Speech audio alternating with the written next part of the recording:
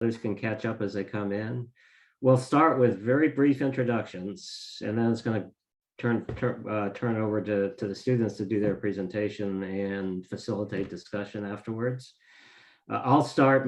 Most of us know each other, or have at least met via Zoom, but we'll start with the instructors, then the guests, and the students will actually introduce themselves during the presentation. So I'll start. I'm David Rouse. I'm a co-instructor of this studio, and I'll leave it at that. Turn it over to Jeremy. Yeah, Jeremy Wells. I'm the interim director of the Historic Preservation Program, and particular specialization areas in preservation planning. Will. Hi, everybody. I am Will. I am a current master's in community planning student that has been playing a role as a teaching assistant in this summer studio. Great, thanks. And I guess I'll just go through the Zoom gallery here one by one. So I'll call your name. Please introduce yourself. First person I see is Uri. Uri, want to introduce yourself? Sure. Uri Avon, formerly with the National Center for Smart Growth, teaching in the program, practitioner, planning director, and now trying to do other stuff. Maggie. Hi, everyone. Thanks for allowing me to sit in on this today. My name is Maggie Haslam. I am the school's communications writer, and we'll be writing about your studio for our alumni magazine. Lauren. Hi, folks. Lauren Chiswick, Historic Preservation and Comprehensive Planner for the Baltimore City Department of Planning. Patrick. You're on mute, Patrick. Year and a half, you'd think we'd have figured all of this out. Yeah, happens all the time. Patrick McMahon, M.MTA, and planner for and project manager for the North Avenue Rising project. Chad. Good afternoon, Chad Hayes, Western District Planner with the Baltimore City Department of Planning. Kim. Kim Knox, Baltimore Department of Planning, Baltimore Green Network, Greening Coordinator. Yeah, and I saw John Dre connected earlier, and I guess got disconnected. So she's coming back in. Are you there, John Dre? Just doing quick introductions. Yes. Hello. I apologize for having a little bit of technical issues, but hi, I'm Joan Dre Jennings. I'm the Director of Real Estate and Development for Druid Heights Community Development Corporation. Thanks for inviting me. Yeah, great. Thanks, John Dre, for coming. Let's see. I had something else I was going to say, but as I said, others may be joining us. So we're going to have about the presentation. I'm not sure how long it's going to take. Oh, did I miss you, Claire? Oh my God, I thought I missed something. I was like, no problem. Sorry, Claire. No problem. Thank you very much for inviting me again. I'm Clara Irazabal. I'm the new director of the Urban Studies and Planning program that this course is a part of, and I'm very happy to be here. Great, thanks, Clara. And Clara, you're still in Costa Rica, right? Yes. Yes. Enjoy your last couple of weeks there. I guess you got to come back very soon. Okay, as I was saying, the students have a presentation of about maybe 50 minutes, certainly less than an hour. So and then afterwards we'll have time for questions, discussions. We have a hard stop at 4 because I think that's what the invitation was. If we end earlier than that, that's fine. Any questions, comments, anything I missed?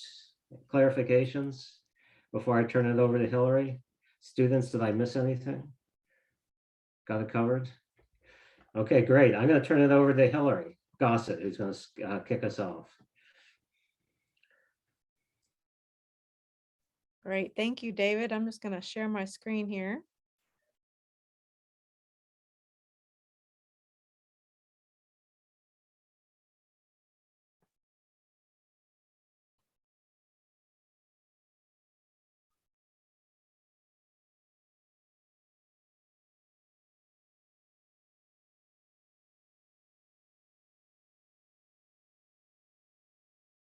Sorry, one moment while it loads here.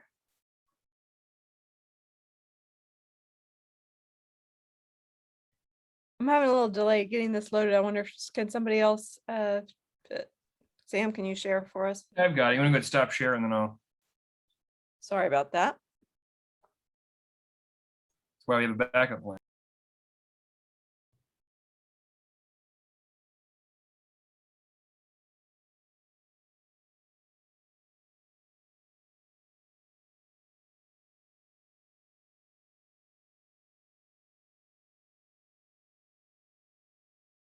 All right, looks like we're in business. Well, hello, everyone. My name is Hillary, and we would like to thank you for making time to join us today as we present to you our plan for the West Baltimore Gateway 2031. To place today's conversation in context, we are a class of graduate students in the Community Planning Studio course from the Urban Studies and Planning program at the University of Maryland. And we've been engaged over a 12-week summer session to study the West Baltimore Gateway neighborhoods in order to produce an area plan for use by our clients, the Baltimore City Department of Planning, with support from the Department of Housing and Community Development. During today's presentation, we will present a broad overview of our findings, strategies, and recommendations, which will be detailed in full in our forthcoming report, which we look forward to issuing this fall. So to help us navigate the presentation, we've set some guideposts for today's conversation. In section 1, we're going to start by providing a brief overview of the project scope, process, and study area. Next, we'll take you through what we have learned about the issues and opportunities that exist in these neighborhoods today. And from there, we'll move to section 3, where we'll share what we've learned from the communities themselves about their own values and priorities. These community values represent the foundation of our strategic vision and goals that will follow in sections 5 and 6. And finally, we'll share with you the specific strategies and actions that we are proposing to achieve these goals. At the end of our presentation, there will be a discussion period during which we'll be glad to answer any questions that you have and hear any feedback that you'd like to share with us. Next slide, please. So to situate us geographically, the West Baltimore Gateway study area is located just northwest of downtown and is comprised north to south of the Penn North, Druid Heights, and Upton neighborhoods. The area is bounded to the north by Druid Hill Park and is built around a primary commercial corridor of Pennsylvania Avenue, which runs north to south. You will hear us refer to these three neighborhoods collectively as the Gateway. This is a name that was introduced as part of the West Baltimore Gateway Initiative of 2019 and is embraced collectively by the three neighborhoods who have utilized it as a tool for leveraging their collective aspirations and capabilities. As our plan for 2031 looks 10 years into the future, the name also has a symbolic appeal as a portal between past, present, and future, people, and place. Next slide, please. Much of what we discuss today will be focused within the physical bounds of the Gateway neighborhoods, but we would like to take a moment to just draw your attention to the fact that this area is situated within a broader ecosystem that boasts a wealth of educational and cultural assets. These are important to consider as they represent current and future partnership opportunities, linking community members of all ages with resources and experiences that can complement future planning in the Gateway. Next slide, please. The starting point for this effort is the Department of Housing and Community Development's framework for community development, which identifies West Baltimore as one of three key study areas. We're very excited to be developing the first plan to implement the goals outlined in this framework, primarily promoting access and equity, investing in neighborhoods, and expanding resources and capacity for community development. As you can see by the project schedule here, we are undertaking this work in 12 weeks, which have been broken out into 3 phases. Today, at our final presentation, we are nearing completion of the third and final phase, which will culminate in the final plan document, which we will issue this fall. Next slide, please. So moving into our first section, We'd like to in order to ground our work in a thorough understanding of the West Baltimore Gateway neighborhoods, we've examined a number of key components to highlight for you today in our discussion of the existing conditions, opportunities, and constraints. Next slide, please. Because all that exists today was informed by the history of the area and of Baltimore itself, we begin with an overview of the historical legacy and influences. In the years following the Emancipation Proclamation of 1865, Baltimore tripled in size, largely due to the influx of newly freed slaves and their families looking for work and a better life in Baltimore. At that time, West Baltimore became home to both affluent and working class Black families, a situation perpetuated for decades by a series of legislation codifying segregation practices. Such pronounced segregation in West Baltimore effectively created a separate entity of Black space here, giving rise to an atmosphere of resistance and the birth of a thriving counterculture in the 1920s, where civil rights and artistic expression were deeply intertwined. During this Renaissance, Pennsylvania Avenue was the geographic center and commercial backbone of Baltimore's Black community, and the site of many important examples of Black excellence in business and social enterprises, serving the needs of everyday people, such as the first Black orphanage in Druid Heights and the first Black-owned business school and bank. By mid-century, an extended period of disinvestment had begun and racial tensions were on the rise as the area experienced rioting, slum clearance, and crime for the next several decades, most recently making national news in 2015 following the tragic death of Freddie Gray.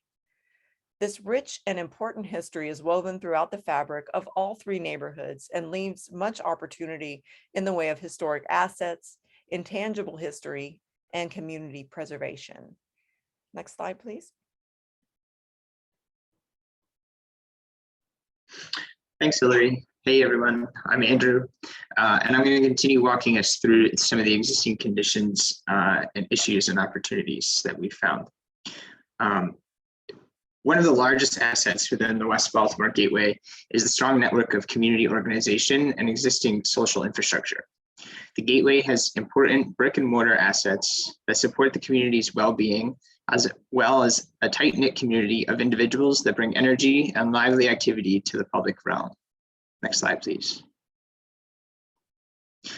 Here are some of the most important community assets that we want to recognize, acknowledge, preserve, and bolster to improve the well-being among the residents of the West Baltimore Gateway. And these all work in harmony to support unique individual lifestyles and address diverse challenges. Next slide, please. Currently, the population of the West Baltimore Gateway is in decline. The decline of social capital poses a challenge when trying to build sustainable methods for improving social infrastructure. Furthermore, social capital in the way of population is disproportionately distributed across the Gateway. Next slide, please. There is currently an influx in younger individuals and more recently older adults who are living longer. Birth rates on average have increased even among teenagers, and these trends might suggest a demand for support for the young and old and will most likely burden middle-aged folks. But this opens the opportunity for multi-generational housing developments. Next slide, please. There are fewer family households within the Gateway than not. Families provide stability for youth development and childcare. However, most children live in single parent-led households. This household composition might suggest new housing interventions to provide 2 and 3 bedrooms and be accompanied with childcare and extracurricular activities in order to support child development. Next slide, please. Despite the decline in crime across Baltimore City and the state, crime still remains higher than average within the Gateway and has been cited as one of the largest negative impacts to the quality of life for the Gateway's residents. Homicides among young adults and teens occur twice as frequently here than any other place in Baltimore. The resulting incarceration rates draws federal dollars away from the city and the Gateway that could be put to better use elsewhere. Next slide, please. The prevalence of crime also impacts the health, safety, and well-being of the Gateway's residents. Homicide has recently advanced to the 4th most common cause of death, and drug and alcohol related deaths have crept higher. While heart disease has historically been the leading cause of death among residents, it is likely perpetuated by an abundance of alcoholic beverage stores and a lack of access to fresh and healthy foods within the Gateway. Next slide, please. Vacant buildings and parcels disproportionately plague the West Baltimore Gateway. As you can see, there's a clear delineation at the east and the southern edges of our site as it meets the rest of the city. It's been demonstrated that raising dilapidated buildings provides a better opportunity for enticing redevelopment by relieving blocks of unsightly aesthetic and limiting spaces for illicit activities to take place. And this is a productive first step in a phased revitalization of the built environment. A second step, identified in the map in green points, locate completed vacant to value rehabilitations, which have also been attracting new residents and investment in the Gateway. Next slide, please. We've noticed there's a clear excess in housing supply within the Gateway. Most of the occupied housing is rented, and these circumstances are in effect because of some of the following. Next slide, please. And there's a large amount of concentrated subsidized housing in this area. Residents are also cost burdened and victims of unemployment. And as you are beginning to see in an area with relatively high amount of housing subsidy, lacks some basic infrastructure to adequately support high qualities of life. Next slide, please. Attracting residents is difficult without a wider variety of retail establishments to support their everyday needs. And attracting and maintaining more desirable commercial tenants has been a challenge for the Gateway. The largest categories of business in the Gateway are bars, carryout restaurants, corner stores, cell phone shops, and some small clothing retail stores. These businesses are capable of providing some everyday provisions, but they're not enough to support the residents to otherwise have to shop elsewhere for other day-to-day and high-quality goods. The Avenue Market along Pennsylvania Ave, however iconic, has many empty stalls, and additionally, many informal street vendors were observed along the main arterial streets to sell food and domestic goods. And nuisance businesses have been identified and reportedly suspected of harboring illegal activities. Next slide, please. The Black Arts District and the Pennsylvania Avenue Main Street and the North Avenue Rising business development initiatives offer the best opportunities for economic redevelopment within the Gateway. If other conditions are right, the National Investment and Infrastructure Fund could be used in conjunction with the Black Arts District program to help create landmark development that could be a catalyst for other future development projects and developments. Next slide, please. The West Baltimore Gateway has several transportation assets and is 2 miles from downtown Inner Harbor and well connected via major arterials, the metro and bus. It is also less than a mile from Penn Station and the North Avenue light rail stations, making it accessible for distance commuters. Priority planning could target the major arterial corridors of North Ave, Fulton, McCullough, and Druid Hill Ave to address safety and provide traffic calming measures. These streets are otherwise efficient for providing automobile traffic. Walkability and the pedestrian experience could be prioritized along Pennsylvania Avenue, which is a minor arterial road that connects Penn North into downtown Baltimore. And it is opportune for linking the center of the Gateway to Baltimore City's city center. Next slide, please. The lack of automobile ownership among residents in the Gateway suggests a demand for alternative modes of transportation. And as you can see, the Gateway's micro-mobility routes are disconnected from the rest of the cities. This could be a result of failed city-led initiatives trying to promote bike racks and dockless scooters. But the challenge of incorporating micromobility is compounded by concerns for traffic safety along shared routes. Next slide, please. And lastly, there's the challenge of managing and growing green infrastructure within the Gateway. The Gateway lacks tree coverage, which leads to increased temperatures in the urban heat island and effectively strains energy and water consumption during the warm seasons, and also puts sensitive populations at risk for heat-related health complications. The lack of tree cover makes for more restricted use of the public realm. Next slide, please. And the availability of open and vacant lots provides tremendous opportunity for programming land that can be productive, useful, and beautiful. However, there is concern for litter maintenance and illicit activities. And these issues could be addressed through lighting, visual connections, strategic programming and functionality, and utilizing native and local plannings. Next slide, please. All right, thanks, Andrew. So my name's Grant, and I'm going to walk us through a quick review and update of our community values assessment. So this portion of the project really reflects an effort on our part to make sure that the plan we publish considers and accounts for the ways that the Gateway community sees itself and its current strengths, as well as the ways they'd like to see the area change. And so the way that we did that was to read through all of the community engagement material that was available to us and really synthesize and thematically reduce what we saw there into points that we could build on. So next slide, please.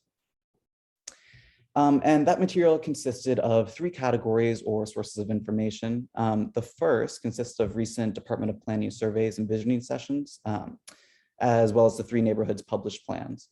The second are a studio visit to the Gateway in June and interviews held with stakeholders and program representatives. And the third, recent CDC meetings and visits to our studio by their representatives. At our last presentation, this information gathering was in process and it is now complete. So in terms of who is represented in the community, we've seen input from a pretty wide swath of local actors, including long-term residents, business owners, area employees, church pastors, and nonprofit managers. One demographic that is likely underrepresented in the material is external neighborhood users, as we're calling them. And those are people who don't live or work in the area, but use transportation connections or shop at commercial businesses, especially along Pennsylvania Avenue. And they contribute to the life of the Gateway in a slightly different capacity. Another underrepresented group would be renters. There's a lot of input from homeowners in the resources, but relatively little from those who rent in the area. So we've tried to account for that perspective, especially in some of our proposed interventions, which we'll get into later in the presentation. Next slide, please. All right, so now I'll dive into some of the values we extracted from the material. We'll provide a full accounting of our empirical process for this in the final report, but for the purposes of time, I'll just jump into what we actually found. So here are our 4 community strengths. They reflect aspects of the Gateway that community members think are current assets to build on moving forward. So first we have active community institutions, especially the CDCs, which are doing a lot of really integral work to change conditions in the area currently, really leading the charge in terms of projects underway right now. Next, potential for development is about recognizing the amount of vacant land in the area as an asset and using it as a selling point. Then we have special history and heritage. Residents are proud of their neighborhood civil rights and jazz legacy. They want to see it recognized and especially build on existing heritage tourism efforts underway. And last is transportation options, and specifically transit. The community is looking here at metro subway stations and the transformational potential of transit-oriented development that they could bring if they're taken advantage of. Next slide, please. Now we'll get into the community aspirations. These are our second set of values. We have 6 of them, and they speak to some pretty pronounced themes we saw in terms of what the community is asking for. First on our list is safer communities, which really is just at the forefront of all the material. There are some pretty common desires in here, like decreasing gun violence and drug-related crimes, but also less obvious ones like better community police relations. More jobs and businesses is that twofold goal of increasing commercial activity and also job and professional opportunities for area residents. And a big part of this one is the idea that local businesses in the Gateway should hire locally.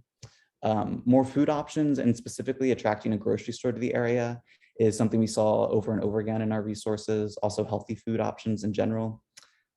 Protection and recognition of heritage is concerned with the physical protection of the historic resources, but it's also about the area's intangible heritage and again, wanting to build the community's future in line with that trajectory of jazz and civil rights. Calmer streets reflects a desire to see less through traffic, speeding in the residential areas. In the community engagement material, this came up as several different items like more traffic cameras or more speed bumps. And finally, enhanced green spaces is fundamentally a matter of maintenance. Residents would really like to see better quality green spaces, especially given the amount of vacant land in the area. So taken together, these aspirations along with the community strengths have been really useful to us in crafting the later stages of our report. They directly informed a lot of our strategies and interventions, and they also feed into the language of our strategic vision, which Bobby will now present to you.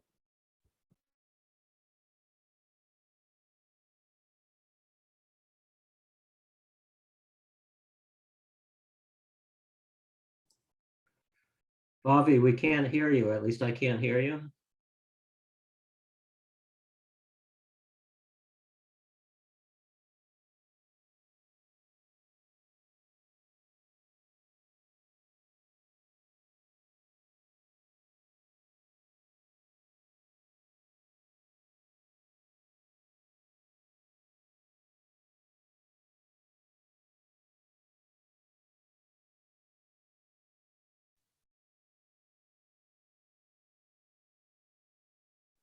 I think we're still having trouble hearing you, Bobby.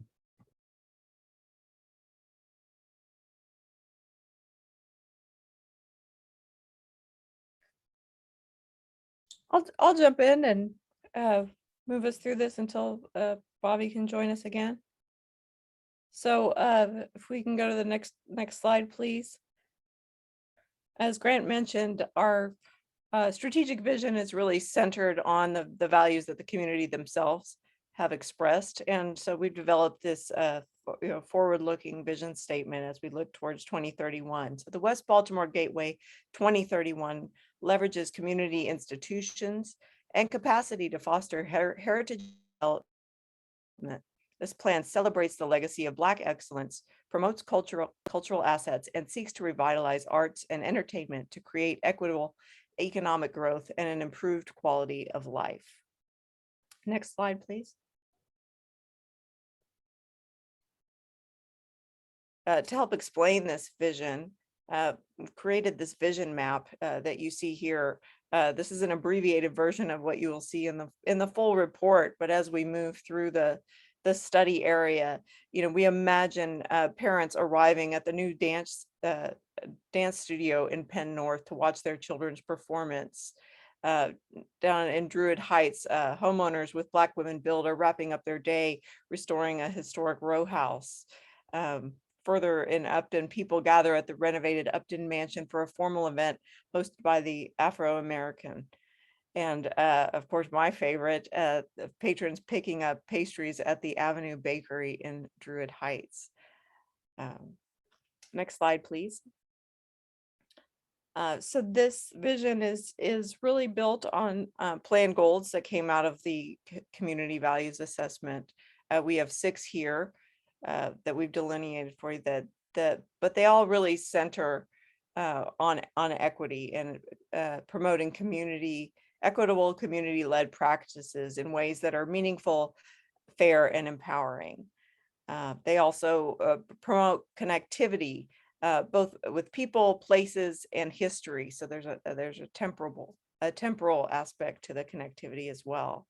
Our recommendations promote a future that is attractive and sustainable, where we provide a variety of housing options in the Gateway and cultivate thriving green spaces that reflect the community's values and meet their current and future needs. Perhaps most importantly, our health and safety, really prioritizing community health and safety through changes to the built environment, and also programmatic tools that improve physical and mental well-being and community health outcomes.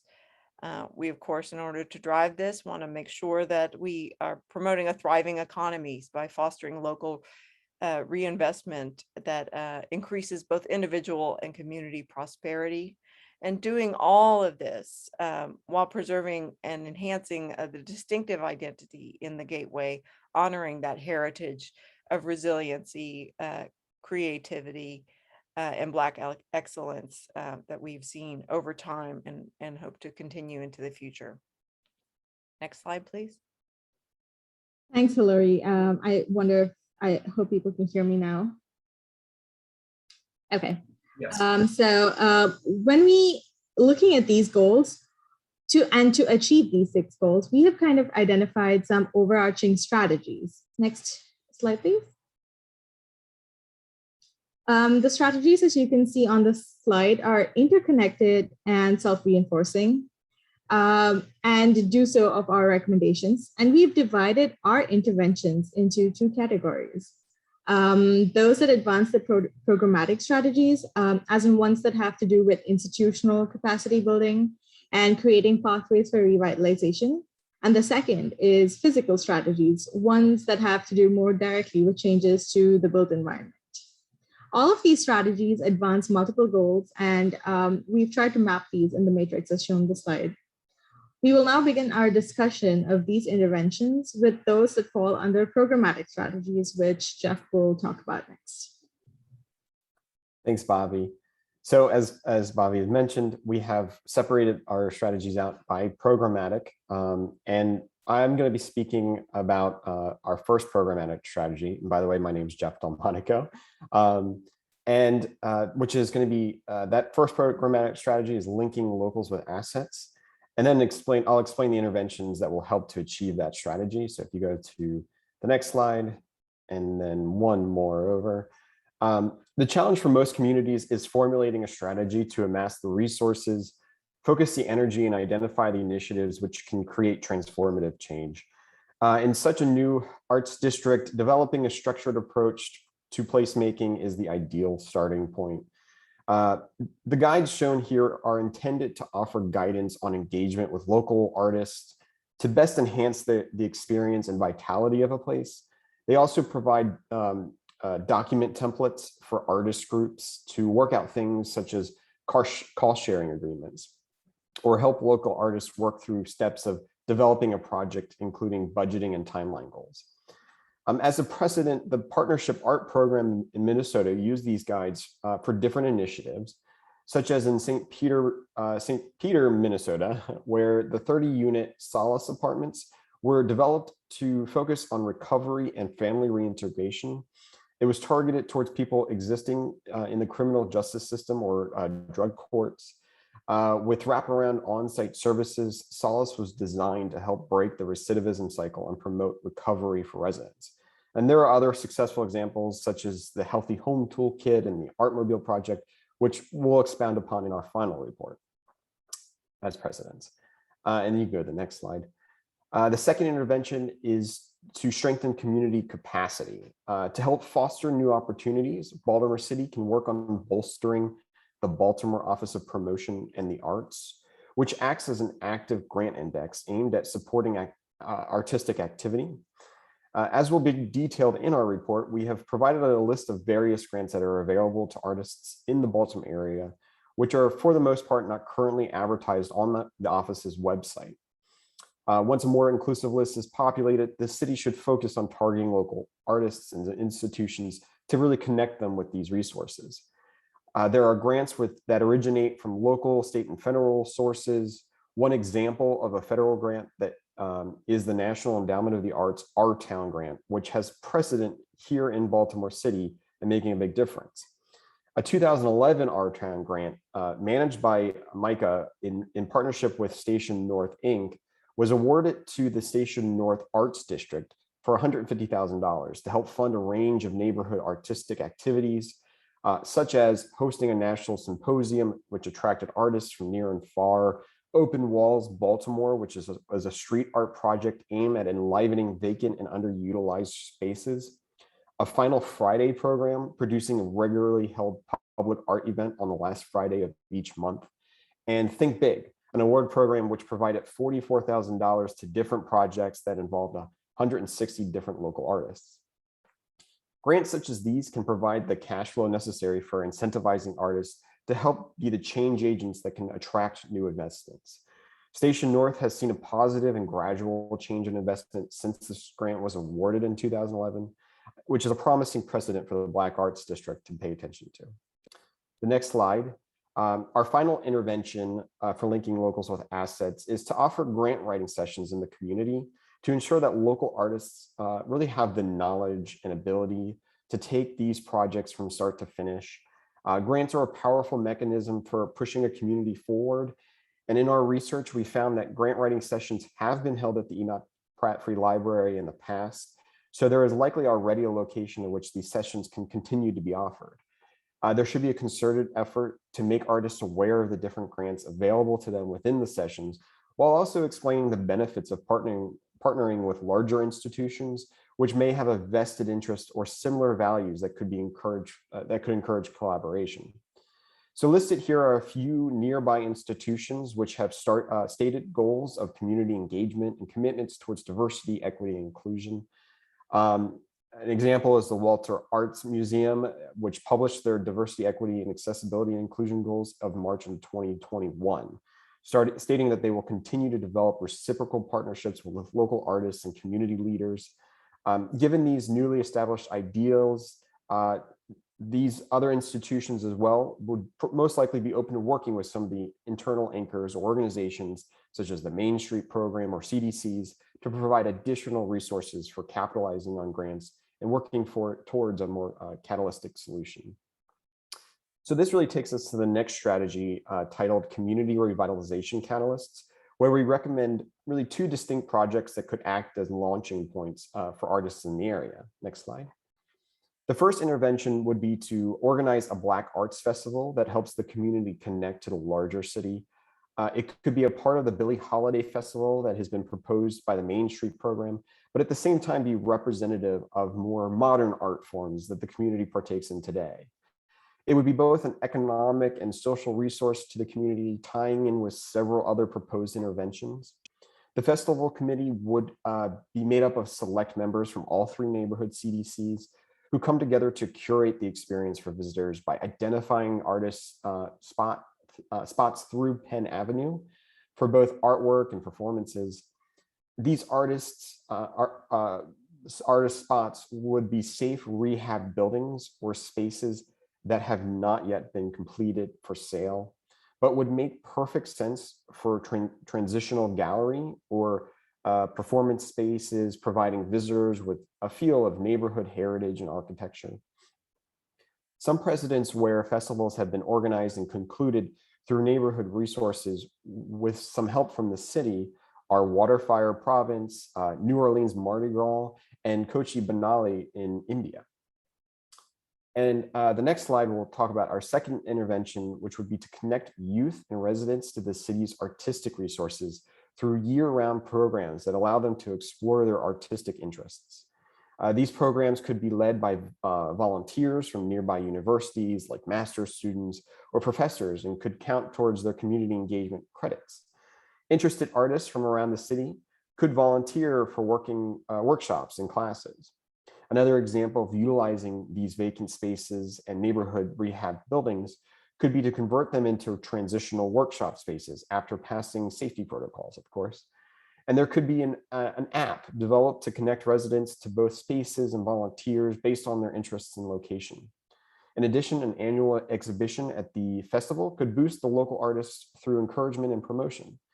Some avenues for collaboration might be with the Artists for Humanity, Behavior Youth Arts, who pay student apprentices, United Efforts Youth Center that hosts after-school programs, as well as an intervention proposing artist housing.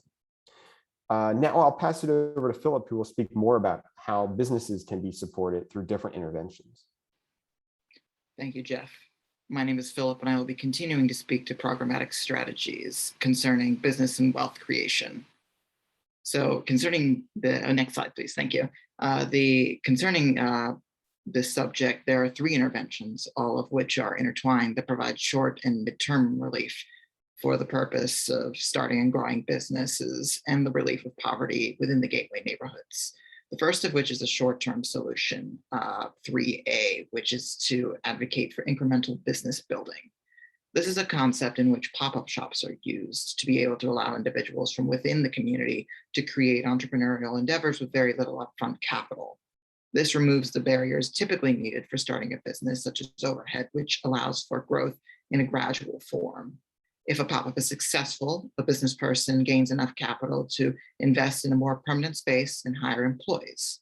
One example of this method is the Bardstown Road Improvement Group, 501c3 in Louisville, Kentucky, that organizes smaller businesses to earn money without the need of keeping up a physical building at first, while providing opportunities for growth. The Pennsylvania Avenue Main Street program could be a reasonable partner in this intervention. And this businesses like this have a possibility to thrive because found from our economic analysis found in the report, there's a financial leakage of $82 million in types of retail categorized as sporting goods, hobby, musical, and industry stores. Another midterm solution in the West Baltimore Gateway is intervention 3B, establish a business improvement district, or BID. A BID would collect levies from existing businesses, and its job would be to offer educational, logistical, and bureaucratic assistance to be able to allow training for individuals to start businesses and obtain jobs within the broader economy. This intervention creates a steady funding source for programs promoting business growth and jobs without the need to fight for grant money every year. Another midterm solution is 3C, social enterprise businesses. A social enterprise is a composition of residents and community stakeholders that have ownership of the business itself. This allows for businesses that are not necessarily profitable, but meet the needs of the residents of gateway neighborhoods to be able to exist within a convenient distance of individuals who live within the West Baltimore Gateway. Next slide, please.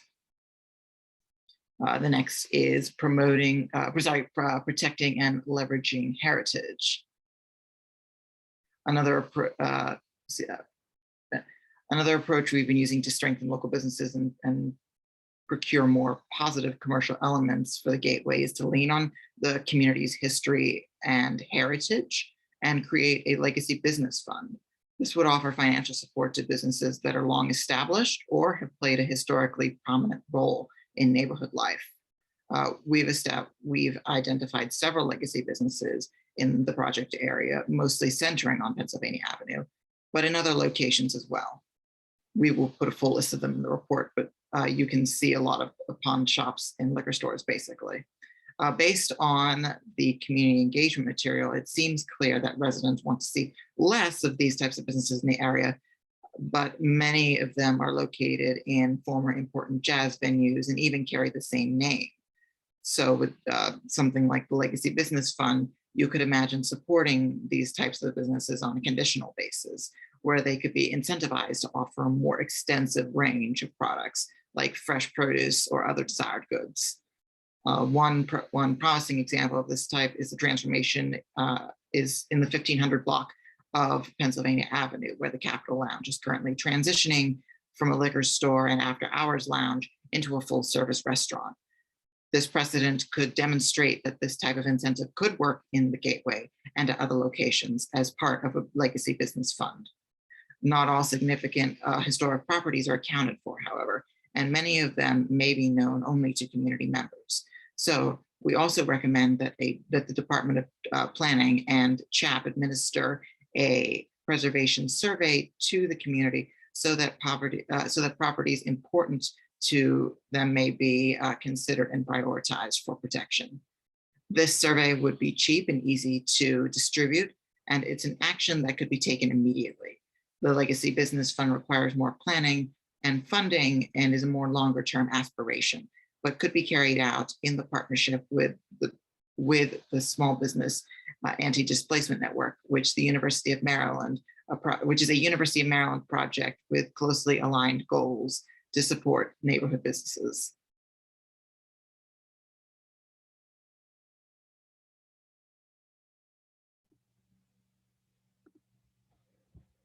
Thanks, Philip. Good afternoon, everyone. My name is Ronetta, and I will begin the discussion on the physical strategies. In addition to the programmatic strategies that have been discussed, we have outlined a number of physical strategies aimed at improvements to the built environment to better support the quality of life and economic goals that the community wishes to see. Next slide, please. Next slide. The first physical strategy is a catalytic one in the effort to build on previous work by a number of other studies, including the Main Street Program and the Urban Land Institute, to provide a safe and attractive streetscape to foster engagement with local businesses on the avenue and to connect pedestrians to area parks and attractions like the Shake and Bake Family Fun Center, the Avenue Market, as well as the future Parkview Recreation Center and Cab Calloway Legends Park.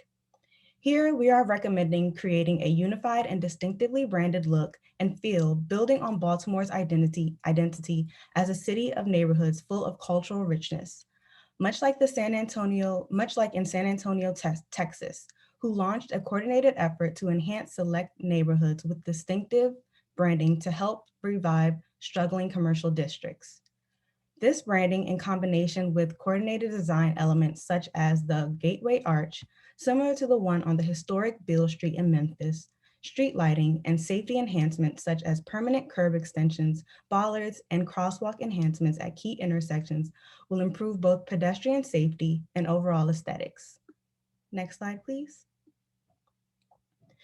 Included in this recommendation are wayfinding elements and functional landmarks such as light pole banners, enhanced bus shelters with integrated area maps and artwork, as was recently done in cooperation with local artists as a part of the Together Rally project in 2020. The final site selections for these enhancements should be considered by the community through a participatory planning process, along with the evolving design criteria guidelines for commercial vendors, and be maintained over time through a shared stewardship model. Extending from the primary commercial corridor on Pennsylvania Avenue, community members and visitors will need to rely on a variety of transportation options to move safely and easily through the gateway. Next slide. Our next strategy is focused on improving the multimodal transportation network. Next slide, please. The first recommendation under this strategy is to focus on reducing traffic speed and pedestrian safety along two major arterial roads in the planning area, Druid Hill Avenue and McCullen Street. There are two recommendations here. The first is to introduce pop-up traffic calming measures along the two roads. This has been utilized in many cities across the United States and is a low-cost method to provide pedestrian and bicycle safety. It is also a great opportunity to have community engagement and allows residents to test various methods to see what works and what doesn't work before making permanent traffic calming improvements. The photo on the top right shows a pop-up curb extension along North Calvert Street and East 23rd Street in the Old Goucher neighborhood east of the Gateway that is still in place today. The bottom left photo shows a pop-up bike lane in Denver. For this pop-up bike lane, vehicle speed data was collected prior to the pop-up and afterwards, and it was found that speeding decreased from 35% to 0% while the pop-up was active. This project was followed with surveys to residents to determine what worked and didn't before deciding on a permanent solution. In addition, this pop-up bike lane would provide an opportunity to implement traffic calming while connecting the bike lane from Martin Luther King Jr. Boulevard to North Avenue, which is currently a recommendation by the Department of Transportation, to the shared bus and bike lane implemented as part of the North Avenue Rising project, but also north of North Avenue to Druid Park Lake Drive, as improvements for connectivity to the park are currently being studied in the Druid Park Lake Drive Complete Streets design effort. Additionally, it provides safe infrastructure for everyone, but particularly children in the Gateway as they walk and bike to the new Parkview Recreation Center, other parks, or other recreational purposes. The second recommendation would be a one-way to two-way street conversion along these major arterials. Although the intention of these one-way streets was to get people in and out of the city center quickly, the speeding during peak hours has led to complaints from many of the residents. There is much research that shows street conversion slows drivers down as they are more aware of traffic coming from the opposite direction. For example, in 2011 in Louisville, Kentucky, the city converted a one-way street to a single lane in each direction with a bike lane along Brook Street and Fur Street, with the goal to revitalize their downtown and establish desirable residential neighborhoods. The results from this project included a 23% drop in crime, a 36% reduction in collisions along Brook Street, a 60% reduction of collisions along First Street, as well as a 39% increase in property values along Brook Street. Recommendation 6B is focused on micromobility. Over 50% of residents within the Gateway do not have access to a vehicle. So not only is infrastructure for micromobility important, but also access to these services. Dockless scooters are currently available at the 2 metro stations along Pennsylvania Avenue. However, there's an opportunity here to collaborate with the Department of Transportation as well as micromobility companies that work in the city like Lime to add additional travel options within the planning area and adjacent areas. Utilizing data from the current scooters, we can understand where people are traveling within the neighborhood and the best placement for additional scooters, as well as look to other options like a bike sharing system or e-bikes. Next slide, please. Hey, I'm Sam, and I'm going to be talking about our very last batch of strategies, which all have to do with redeveloping. Oh, I have a typo on the slide, excuse me. Redeveloping existing structures and vacant lots. So our framework for thinking about the built environment in the West Baltimore Gateway is basically this. Low property values and high rates of vacancy pose a lot of problems for the community: increased crime, environmental hazards, the sense that the neighborhood is in decline, but also provide opportunities for low-income homeownership, for housing innovation, and for new parks and open spaces. So we've tried to envision how the Gateway neighborhoods could take advantage of these opportunities to help revitalize the community. But first, I'd like to start by talking about interventions focused on housing. To begin, we recommend that the Community Land Trust or similar organization ought to use available funding sources to develop shared equity homes for people with lower incomes. This model has the advantages of allowing residents to benefit from future increases in property values, and also to help them being displaced by rising rents. And it's also an opportunity for people to build some wealth. So it's really an equity-focused approach to redevelopment. Low-income home ownership is a concept familiar to the Gateway. There's the Nehemiah Homes in Penn North and the Bakersview Townhomes developed by Druid Heights CDC. So this is a model with some currency in the neighborhoods. The Baltimore Affordable Housing Trust Fund made its first awards to community land trusts earlier this year. None of the three that are active, none of the three that receive funds are active in West Baltimore. So this is really an opportunity for the right organization to apply to take advantage of the program. The limitation of shared equity home ownership in a sort of single family home model that we see frequently is that it's often too expensive for a lot of people. So other models of housing can help reduce costs. I'm going to talk about three. First one, on the left here, we have a picture of a 20K house, which is a project of the Rural Studio at Auburn University, which has been exploring how to make home ownership affordable through innovation in construction methods and materials. 20K was the original name of the project. The homes cost something like $40,000 to construct, but that's still a lot cheaper than conventional methods. Another model to consider that could be financed with community land trust dollars potentially is co-housing.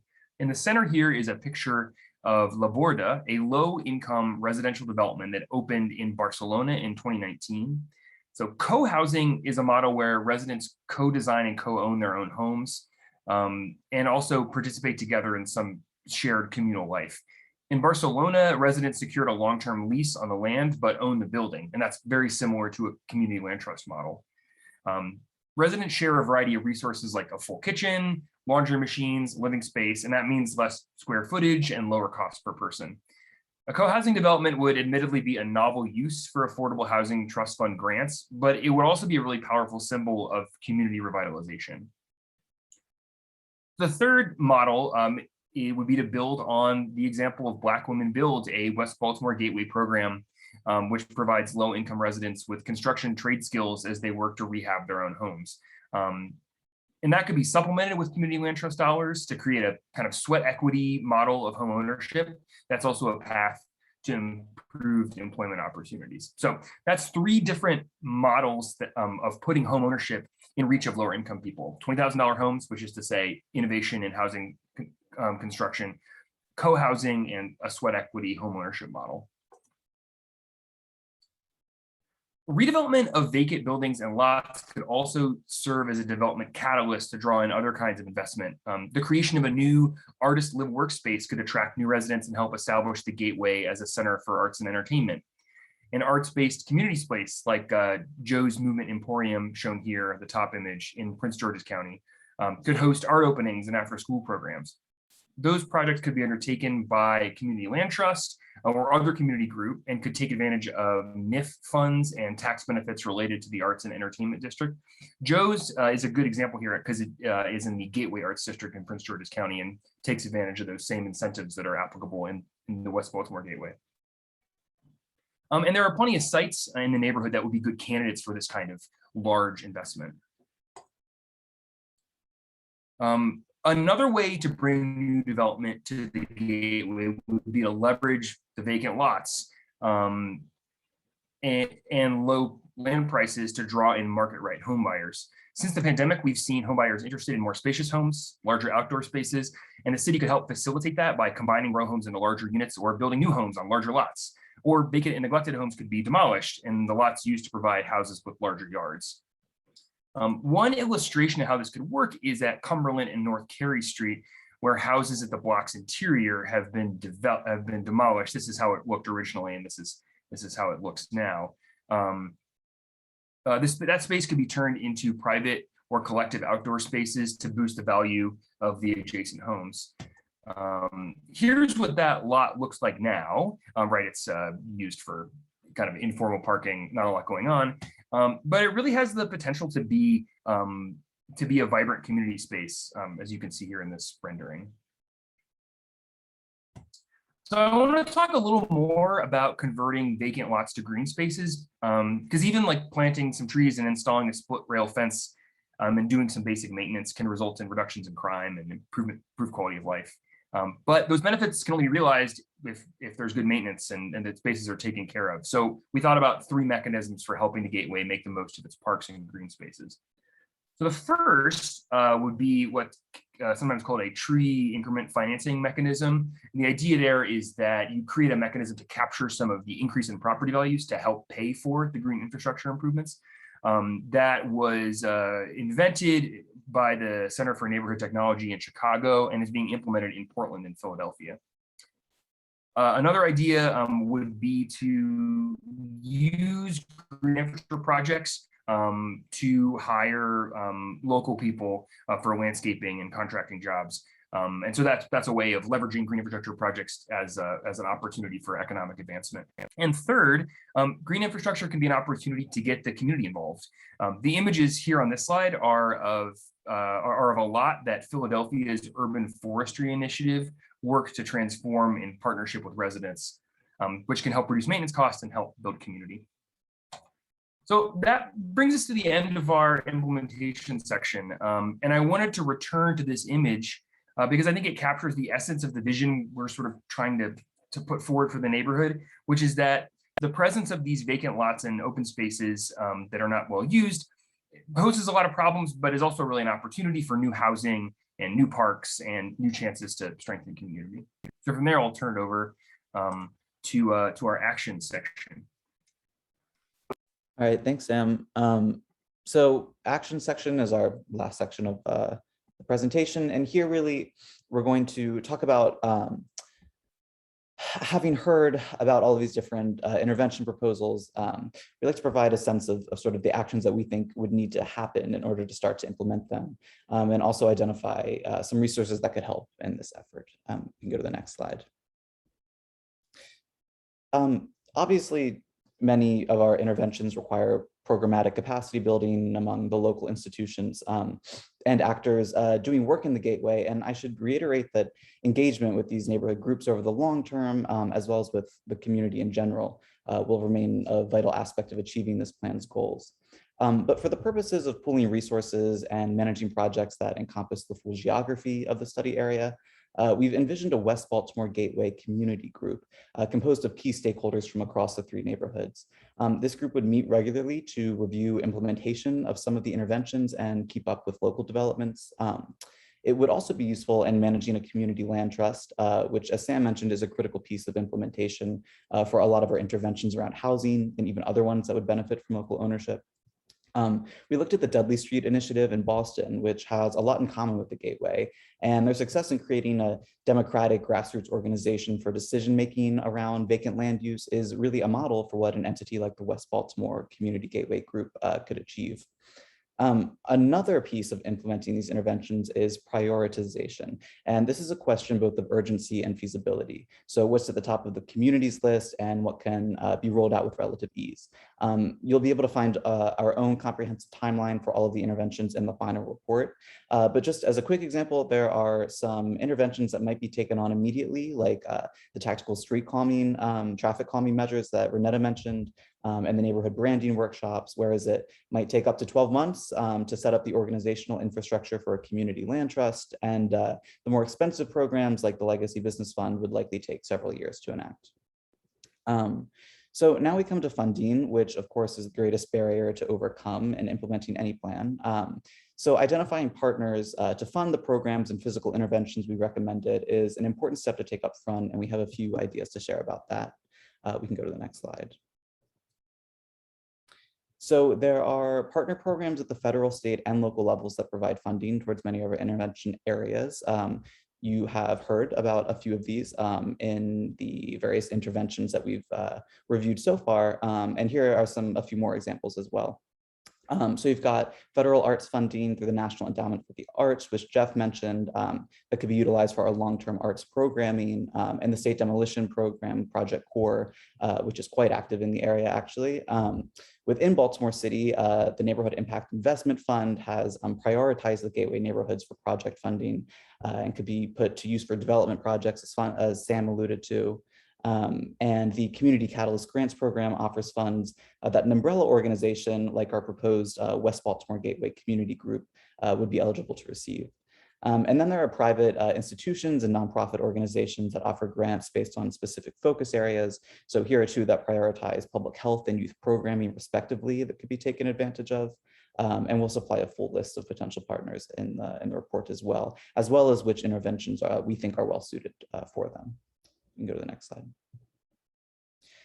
So one question we struggled with in our deliberation about funding is how to attract investment from individuals who have a personal connection to the Gateway but don't actually live or work there. We know that there are many people who have moved away over the years but attend church services weekly. Upton's 2017 neighborhood plan mentioned wanting to institute a Live Where You Worship program to draw these individuals back to the area. We took a stab at this from a different perspective.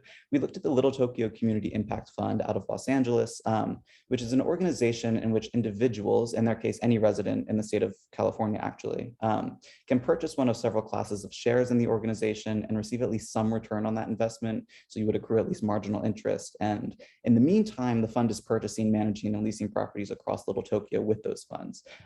So potentially part of a community land trust as well here. And we think that the Gateway could really benefit from this type of model, given the diasporic dimensions of its community in recent years as population has decreased, and also the prevailing interest in the area's history and cultural contributions in jazz and civil rights. So this would be a way to get private funding for interventions into the area to fill in those gaps where public and partnership funding doesn't get all the way there.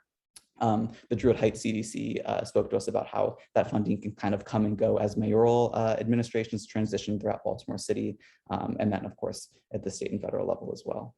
So these actions, these prerequisites, creating an umbrella community group, scoping out and prioritizing rollout of the interventions, and identifying funding are the types of first steps needed for a plan like this to reach its potential. And we hope that they go a long way towards creating some change on the ground in West Baltimore Gateway.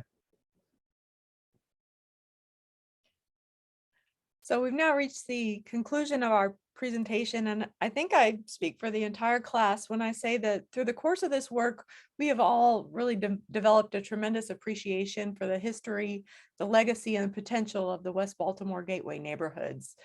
We hope that we've done them justice in explaining how we've come to understand who these neighborhoods have been, who they are today, and who they can become in the future through equitable and heritage-led development. So many of you in attendance today have contributed your time and expertise throughout this project, and we would like to take a moment to offer you our most sincere thanks for your time and your support. And at this point, I'd like to open the floor for any questions or feedback that you have to share with us.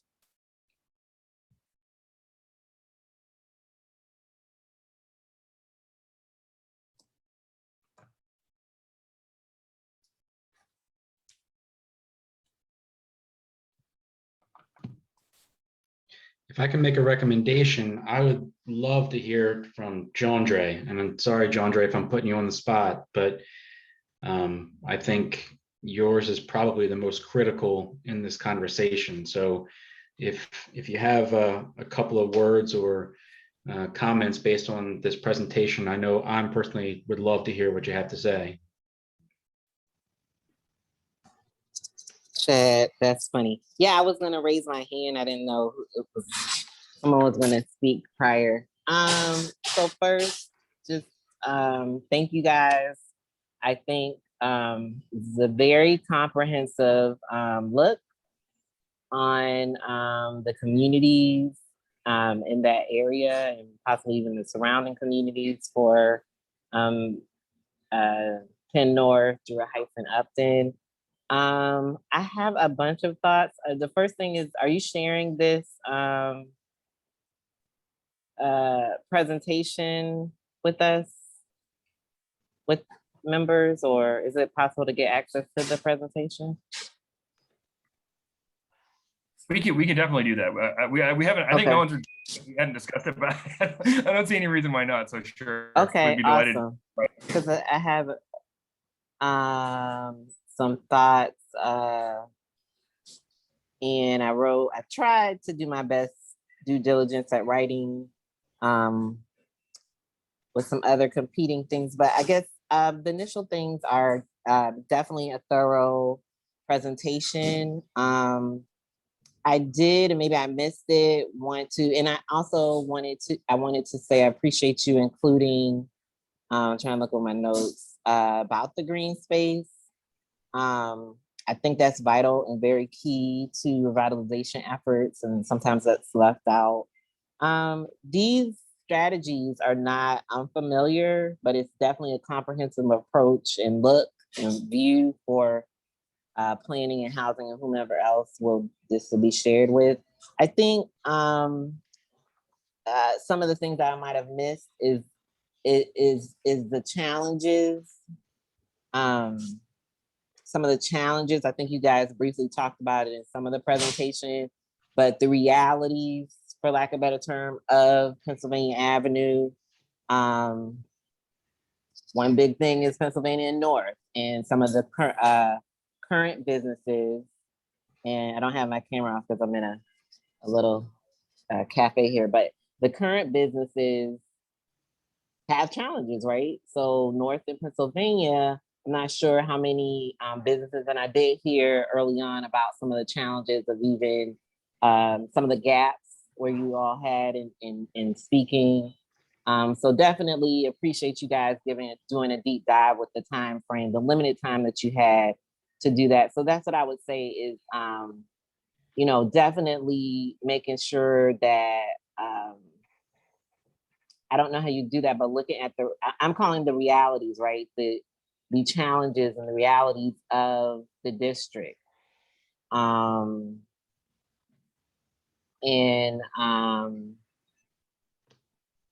also for the green space. Also, did you mention gentrification or displacement? I mentioned it very briefly in talking about why like a community land trust, shared equity housing kind of model would be like a good fit for the neighborhood because of its possibility of providing some housing that was insulated against gentrification. But I don't think we used that word in the presentation, to be honest with you. Not in the presentation. Okay. I will say, just in doing some research, for example, I brought up the precedent of the North Arts, Station North, Arts District, and kind of how that's been turning over ever since the designation was given to it, just I think 20 years ago now. And so there's a longer term precedent that Station North was able to kind of offer us to kind of understand what's been happening there and the kind of the pros and cons of it a little bit. And for the most part, what I was reading up on was that they weren't seeing that kind of just gentrification displacement. It does seem to be that there's a lot of good kind of from the bottom up kind of opportunities that are populating and popping up. So that was kind of one way I was also trying to angle the conversation about gentrification, but it wasn't explicit. Okay. Okay. I'll leave. I know that's very complex and can be controversial, but just so some would disagree. Definitely some elders, definitely in I would say Upton and Sandtown areas. So you can definitely keep that in mind. And yeah, I would like to look because it was very thorough. It was a lot of information. I did like the co-housing, which is not as popular for the work always we do, because I think sometimes it's a little bit misunderstood, but just I think always in keeping in mind a lot of strategies are looked at and employed into communities that don't always fit that community, right? So of course, something that's happening great and something that worked in Atlanta or another community may not fit the dynamics of that. And just thinking about green space, right? We've done 3 parks, which are all very unique and different. And frankly, I appreciate you mentioning about the maintenance. The maintenance plan is very different for each part of that park because they're in a different part of the community, the maintenance strategy. So keeping in mind that too, that sometimes those strategies are great and seem to work well and can be very appealing, but may not be amenable and frankly not work for that neighborhood or whomever is trying to do that strategy. It could be subjective. So other than that, thank you so much. I think I tried to mention most of I think definitely the 2 big things for me was that you included the green space and revitalization, and also tried to do a deep dive into the business district, but just keeping in mind the realities of that too, and also speaking about those realities.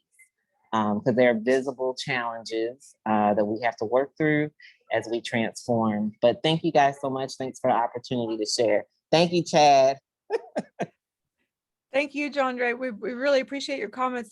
They're enormously helpful in helping to shape and refine the content in our final report. So we'll also be distributing that to this group and others when it's issued in the fall.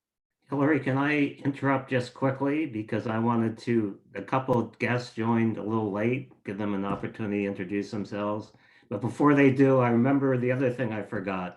I forgot to acknowledge Ren Southard, who's at a wedding today, so she missed this presentation, but she's been the primary project contact at Baltimore City, so I was remiss not to acknowledge her contribution. But let's see, it was Jim Buckley. You want to introduce yourself very quickly? Sure. I had trouble getting on the computer, so I used my iPad, and I did catch the whole thing, and look forward to talking a little bit more about this. I'm teaching the historic preservation program at the University of Oregon. Thanks, Jim. And Vol joined us as well. Hi there. Sorry, I got caught up on a phone call, so I joined a few minutes late, saw it. Excellent presentation.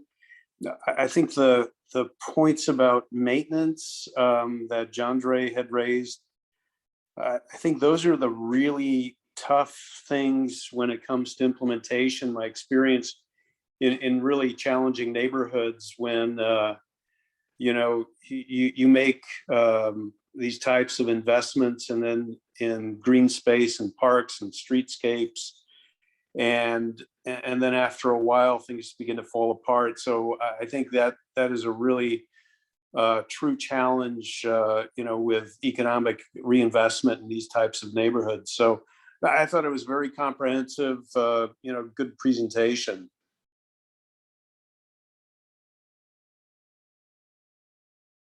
Excuse me, I'll turn it back to you, Hillary. Thanks.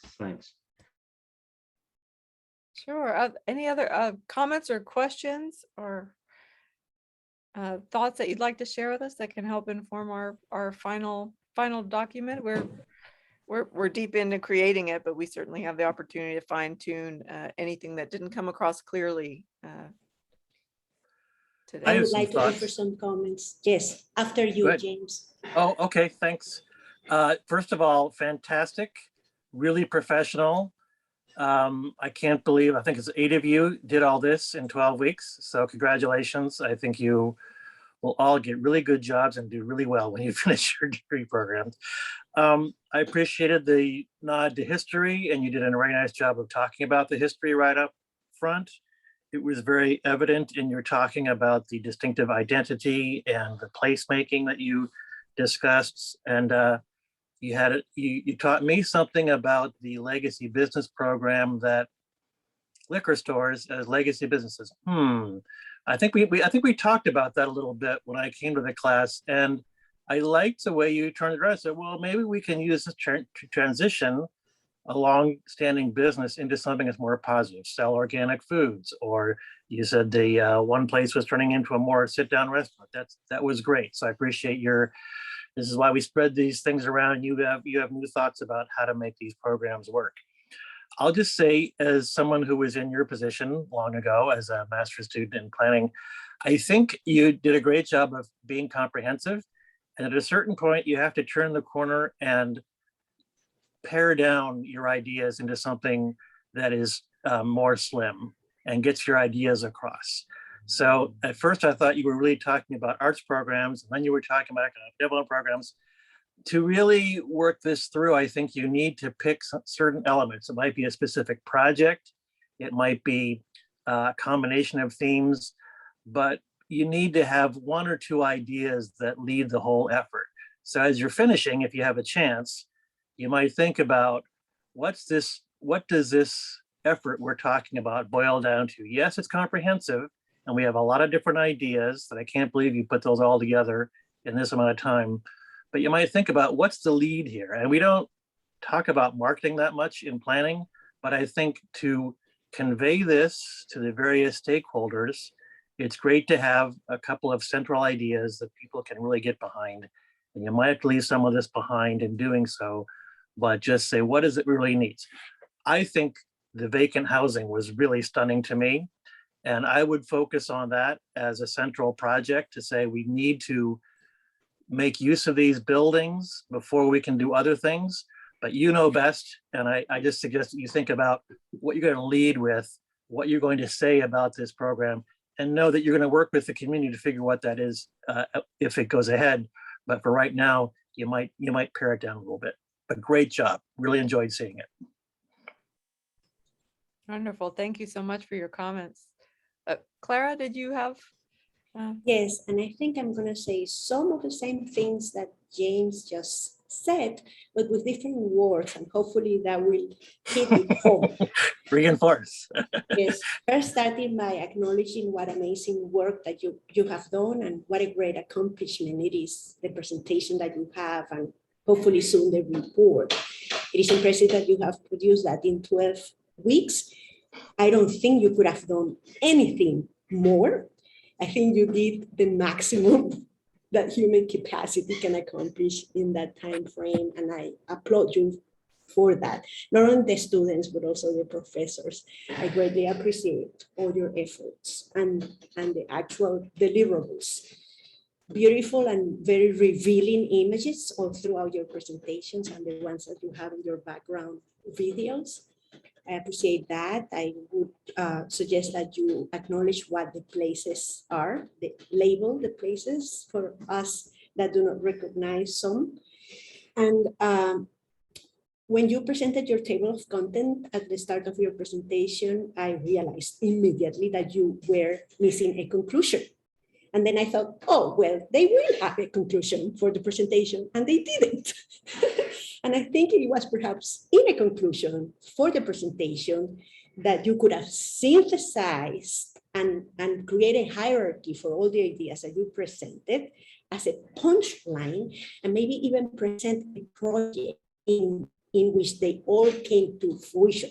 So how all these ideas look like. So imagine this particular lot or block in our study area. And if we did this, and that, and put it all together, and they create, and all these different initiatives created synergies among them, then we would accomplish the vision that we have for the project, right? You have to bring it all together and present to us an image that we can relate and carry with us as a lesson for all the things, all the different bits and pieces that you presented to us, because they have come across yet as very flat, as not with a hierarchy, not with connections across them. They are presented as a list, but we need something that at the end is more than the sum of the parts. That's the type of synthesis that you still need to provide in here. You have all the ingredients for that. It's just a kind of meta-analysis of all the work that you have produced so that you can present it to the public in a more digestible manner. And I think that it might help that the 3 phases in which you organize the semester, which you said, where are we now? Where do we want to go? And how do we get there? Those might be the titles that you use to organize the 3 pieces of your presentation to start with, right? Where are we now is a diagnosis, what we have there. Where do we want to go is the vision. And how do we get there are the strategies, right? I think that in the midterm presentation, we had explicitly said that you were missing explicit recognition and accountants of residential and commercial gentrification and gentrification-induced displacement. John Dre already asked you about that, because I think this is and continues to be and will continue for a long time to be the missing white elephant in the room that you cannot avoid dealing with, right? So please have it in the diagnosis and then address it in the strategies. It is not sufficient to tell us at the back end of the presentation that some of the strategies can be partial responses to gentrification and the displacement that it causes. I appreciate that you included this time around the stakeholder analysis and that you actually recognize the 2 missing groups that were represented in the data that you have, which were visitors and renters. And these are very important groups. So if you didn't have them represented in the data that you collected from stakeholders, you have to find a way of representing them or telling us about them. I'm particularly concerned about renters, because according to very recent reports that have been released by a number of research centers across the country, renters have been very hard hit with the depression and the pandemics, and they are confronting very high rates of evictions and overburden and super burden of rent prices that continues to grow up, right? So you have to tell us that, and you have to then tell us how some of your strategies address that. The community aspirations were clearly identified, but they were presented as flat and independent of each other, a series of circles that you had in a very elegant slide. But after you do that, which is the first step that you have to cover, you have to tell us which are the most important, which can be the catalyzers for the rest, how can some of them be represented on others that are larger, how do you connect them, etc., etc. So you have to amass more that series of community aspirations that you identified. Now, on your vision, you have a very good statement as a vision, except for a piece that worries me, which said leverage community institutions.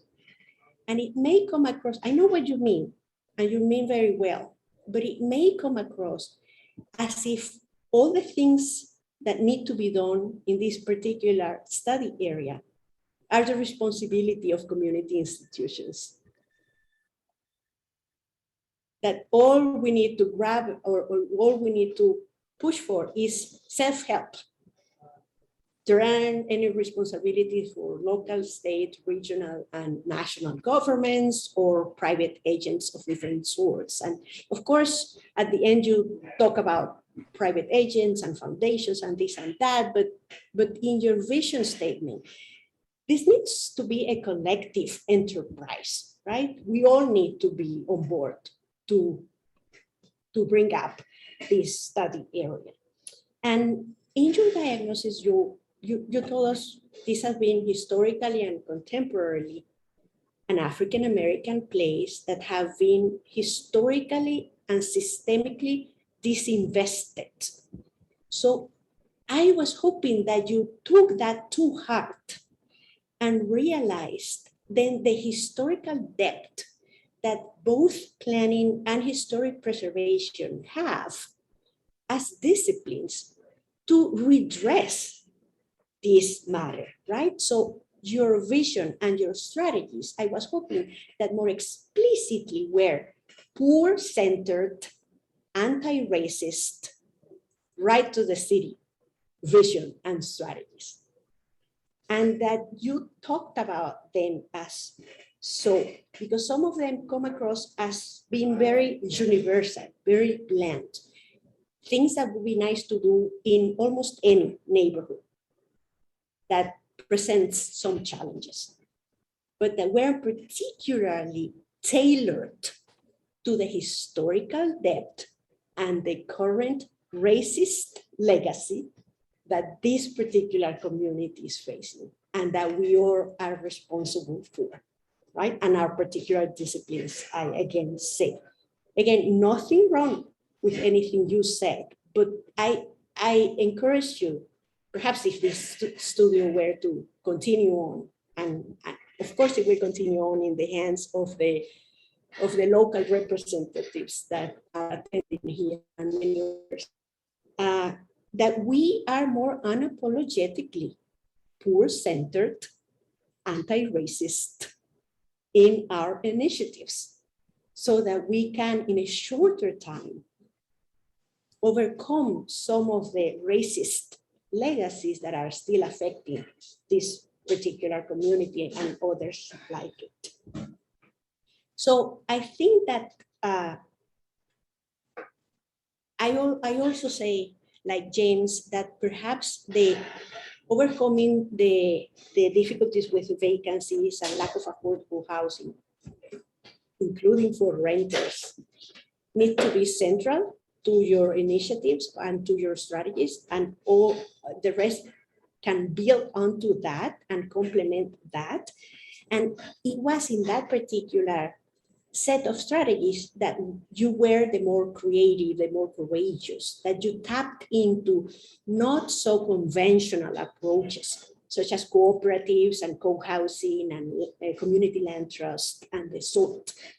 And I would encourage you to go for more than that, perhaps considering what would it take to really solve these challenges that we identified, which would be more than the conventional tools and approaches that we have, and then work backwards from there and fully invoke all that, and even invent the ones that haven't been created yet. So work within the realm of what is the world that we have, but also envision and be imaginative and courageous to envision the world as it should be, and invoke it and consider what would it take for us to get there. So have a hierarchy and recognize the interconnectedness of strategies, what is most important and can act as a catalyst for the rest, and hopefully show us a project in which, if all of that were to be put together, then we will realize the world that we all aspire for. Yeah, so Claire, if I kind of summarize your perspective, because we've had some discussions with the students about innovation, but if I can emphasize what Clara is saying, this is the time to be bold and innovative. But it's hard to do. And I think, I've certainly kind of recognized the student's perspective here that, with some exceptions, have not really been that much engaged in practice. And so the platform is not really formed yet. For those of us who've been in practice for a couple of decades, it's easier in some ways for us to see the limitations of practice. But there's certainly a sense, the students should certainly have now a sense of the challenges here. But I think this is something I work with in my own work within preservation planning is normalize being bold and with big ideas. Because I'm as guilty as this as anybody in the planning space. But I am building on what Clara is saying and be bold. This is one of the chances where you can be. So thank you, Clara. I really appreciate your feedback there. It's excellent. Thank you. Yeah, if I could quickly chime in, I do want to get back to additional comments. I agree your comments were great, Clara. I agree with what Jeremy said.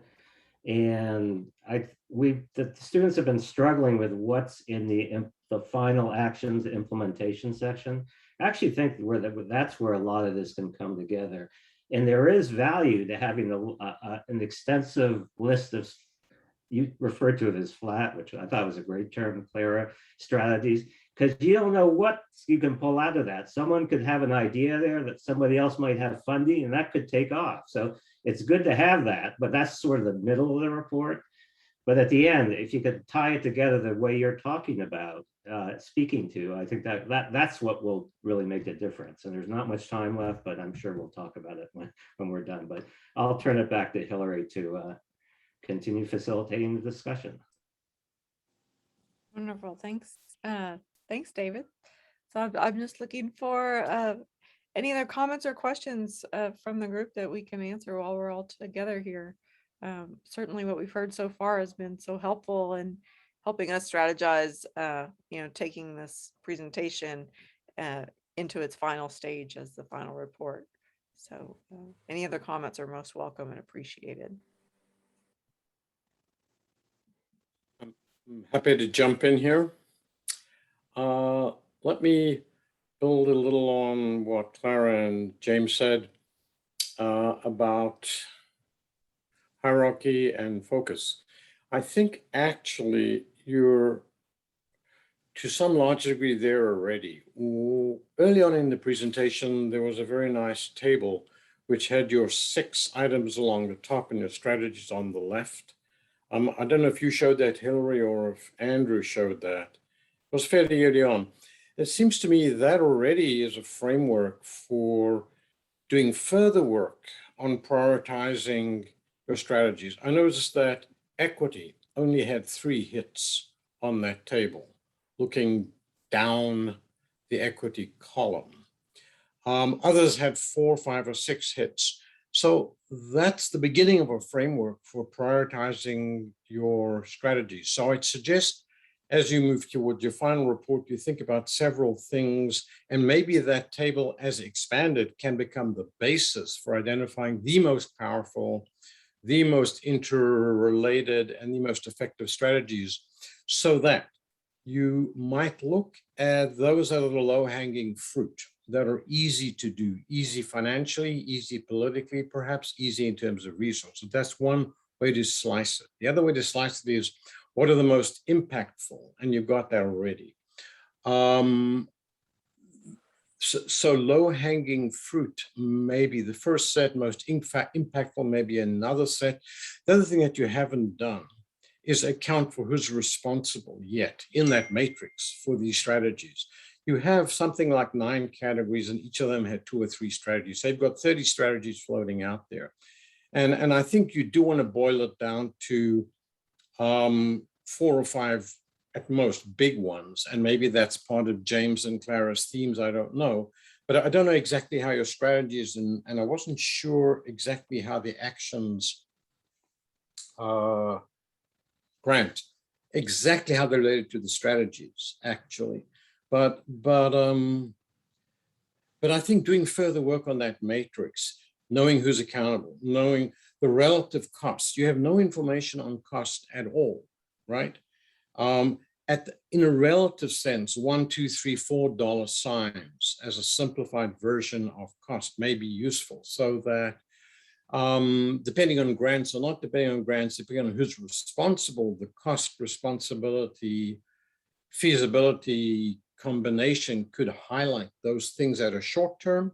Because you were sensitive to time frame when you talked about actions and strategies. I picked that up. That was very good. There were some short, medium, and long-term things. But I think working on that whole matrix thing will help you crystallize the things that may be your key themes or your key messages. And I agree with David that the big laundry list is helpful, your 30 or more, but you do need to boil it down. So that's one thing. The second thing that I wanted to note was that in your interim presentation, I made a similar point, and I think it seems to me you decided in this one to essentially not focus on the differences between the three neighborhoods within the study area. I didn't hear a lot of mention of that. And that may be fine. It seemed to me in your earlier interim presentation, there were important differences between them in terms of housing stock, nature of population. And if these are genuinely different communities and you're treating us as one blob, then you need to explain why. I mean, if they have a constituency and all of these have an identity and I think of Upton as Upton, not as somewhere else, right? I want to know, what are you doing for me? Okay. And I didn't see a map other than an earlier map, which I think maybe also Hillary showed, which said, imagine in the future there were 4 little events. You're going to a rehearsal, your kids are going to a rehearsal here and somewhere. That was a very nice little thing, but I was looking for something like that. It was much more spatially targeted. A lot of your strategy could occur anywhere in the district, but I would imagine some locations are inherently better for some of your housing or cultural strategies than others. And I lost that whole spatial focus as you went through your strategies and actions. I didn't have enough of a, what are you doing for me kind of thing, which I think your constituents might want. It was a little abstract. So I would argue for more spatial specificity if you can. I think those were my primary points. Yeah, those are my primary points. I have a few other things that if time allows, I'll get to. Otherwise, I'll just send something in writing to Will and you can distribute it. Okay. Thank you so much. Very, very helpful. Really appreciate those comments.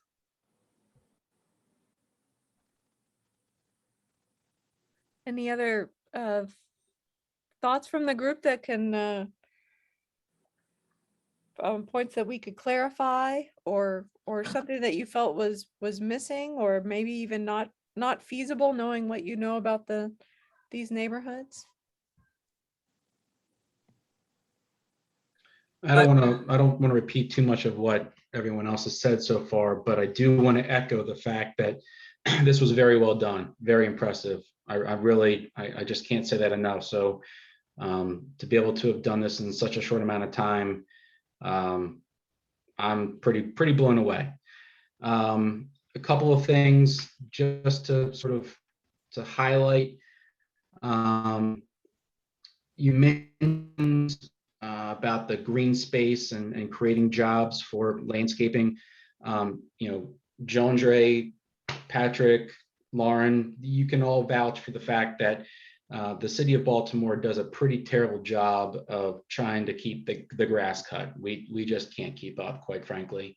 And I think one of the reasons for that is it's organized in a very inefficient way. So the grass being cut on school grounds is being cut by BCPS, and the grass being cut by DHCD-owned properties is being cut by DPW, and the grass in the right-of-way is being cut by DOT, and the grass that's on the vacant privately owned property is in response to a work order that's been issued by code enforcement. It's nonsense. And by having some sort of local nonprofit entity that can focus on the maintenance, I think you're killing two birds with one stone there. I think not only can it be done in a more efficient and much faster way, but you're also creating jobs, which, I heard it mentioned several times. Jobs is a very, very big issue in West Baltimore. There's not nearly enough jobs, and the accessibility to some of our larger employment hubs is just not there. So I think that's something. I love the idea of having an entity, a localized nonprofit entity that focuses on the maintenance. And I guess just one other thing is that I heard in terms of alternative funding sources, I heard a couple of different options under the public section. One somewhat controversial funding source is LIHTC, low-income housing tax credits. Depending on how you look at it, it's great that affordable housing is being created, but is that being done in an equitable way in terms of geographies, right? Are we doing LIHTC projects in our more affluent neighborhoods? Not so much. It seems like it's really focused on some of our more distressed neighborhoods, and many would argue that that is concentrating poverty for a long period of time. You've essentially guaranteed for the next 40 years that location is going to be, affordable housing. And is that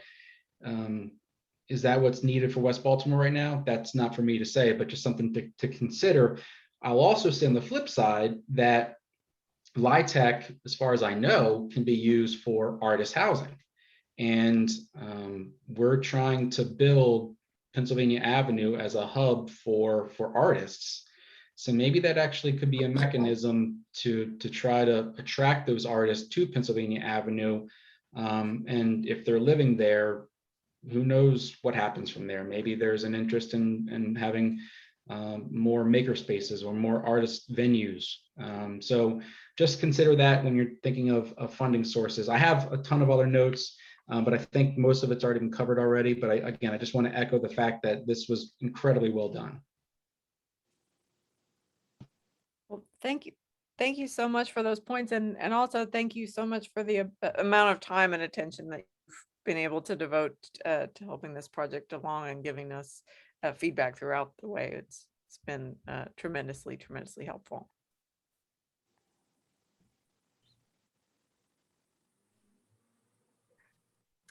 Other comments before I turn it back over to David?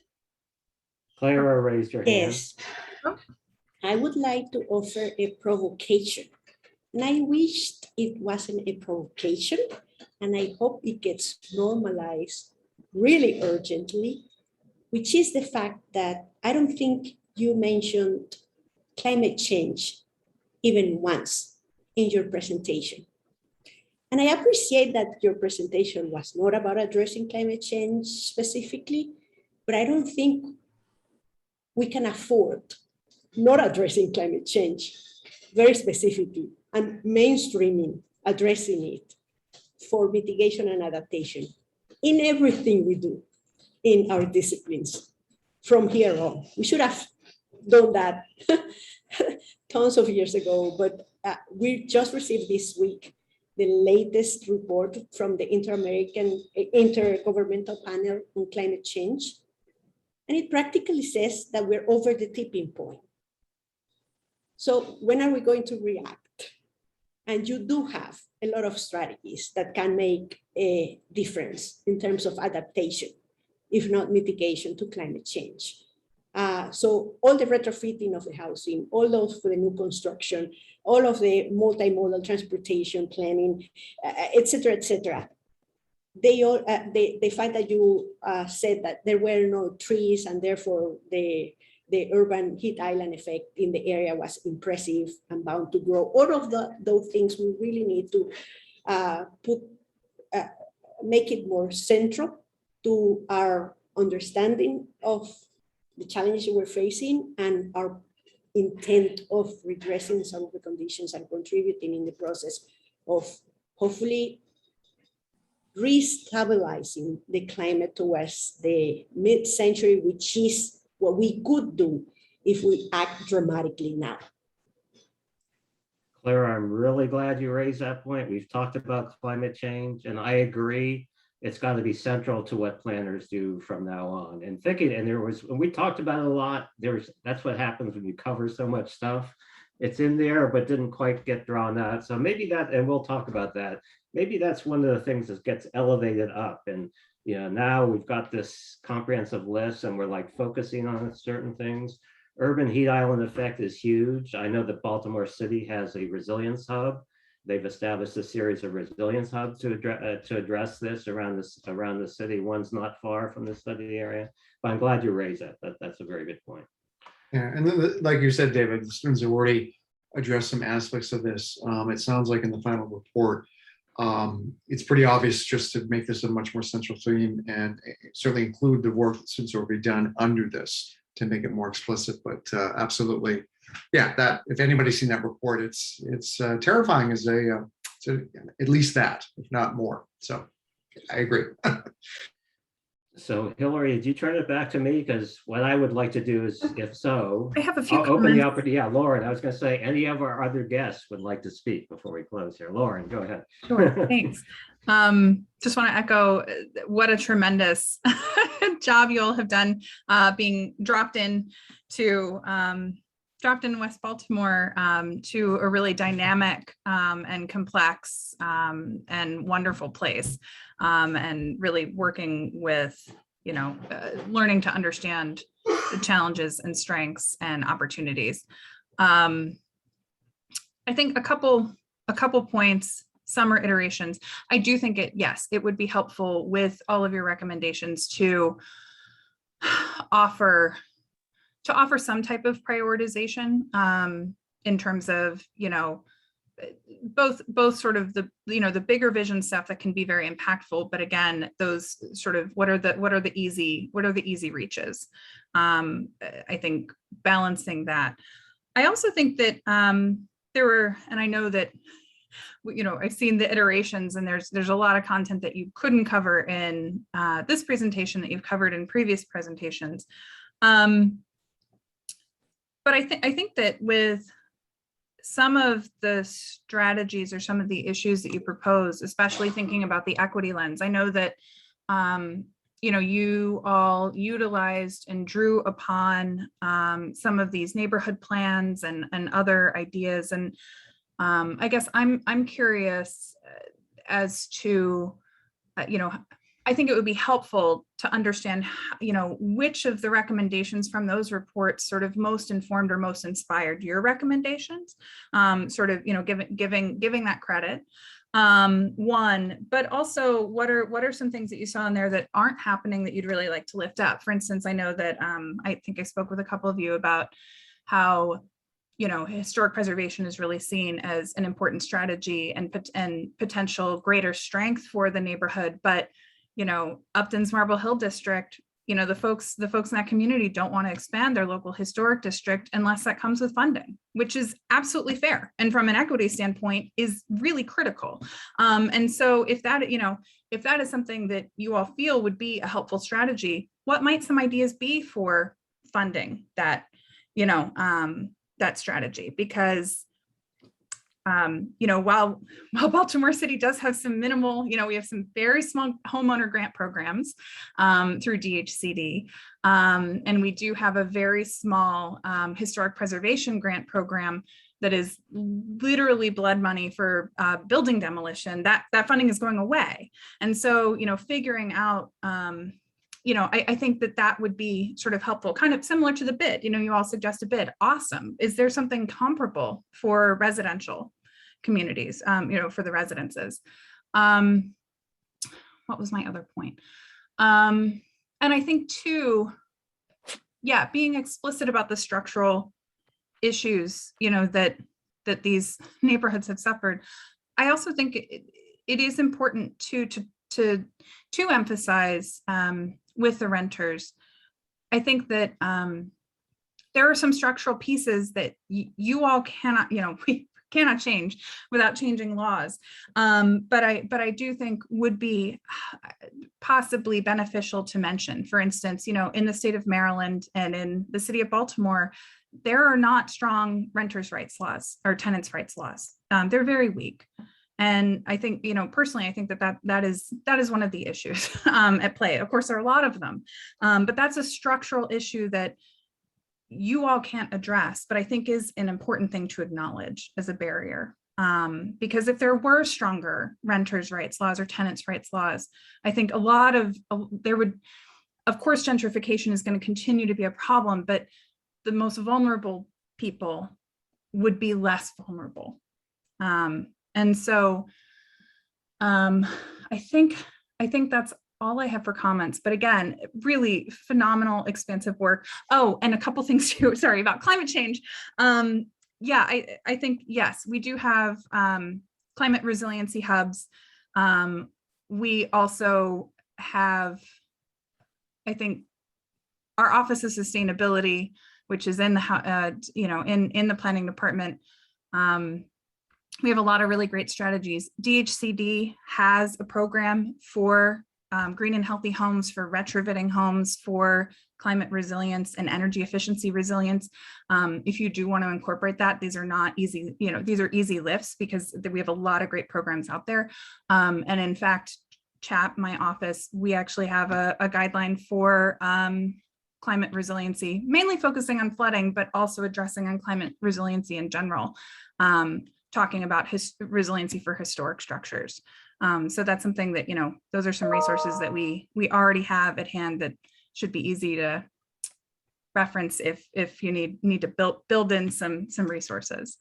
So, but fantastic job. Really excited about your final report. Well, excellent comments. I made a ton of notes while you were talking just now, so thank you so much. Really appreciate it. One more, Hillary. What about Patrick? I know you put something in chat. Did you want to say something? Just want to give everyone an opportunity. I don't think you've spoken. I was just putting together an email to the professors with a bunch of links and a document. I don't know if we got it to you earlier, but M.MTA developed a TOD concept for the area around Penn North Metro Station a few months ago, and I've worked with some of the community members and some of the folks, some of the city agencies around that. So I'm sending a copy of that to you guys, as well as some of the other investments that we're working on with the city around transportation. I think that the maintenance issue, you know, we're bringing this up again, and it's been brought up a lot, but that is a real challenge. For the investments that we've been making on the corridor over the last several years, I think we recognize that we don't have the capacity to do maintenance for some of those. We do maintenance for the bus shelters and at our metro station, but not for your average bus stop. And when we were just starting the Penn North Line, the North Avenue Rising project, one of the things we clearly heard from residents in the Gateway area, but throughout the entire corridor is, if you're putting out a trash can, don't put that out unless you're planning on picking it up regularly, and don't put out something that you don't think is going to be maintained. And that's really been a challenge. And I think there's Senator Antonio Hayes passed a bill for the creation of the West North Avenue Development Authority, and I have some hope that maybe that could take on some of those pieces along North Avenue, but obviously Pennsylvania Avenue is a whole different set of pieces, and having an entity that can help deal with maintenance issues is a real challenge on both the North Avenue and Pennsylvania Avenue corridors. And I think a lot of the other comments that other folks have made, the comments about sort of not putting this all on local stakeholders to resolve themselves, that's an essential piece, that they are doing their best to try and deal with a situation that was not largely of their creation, and that have been fighting the good fight, but need a lot more support and resources. And we're at a point where some of those support and resources are available, or at least resources are available. And so we need good, clear recommendations for here's what can be done that are achievable things that can have concrete benefits for community residents. And so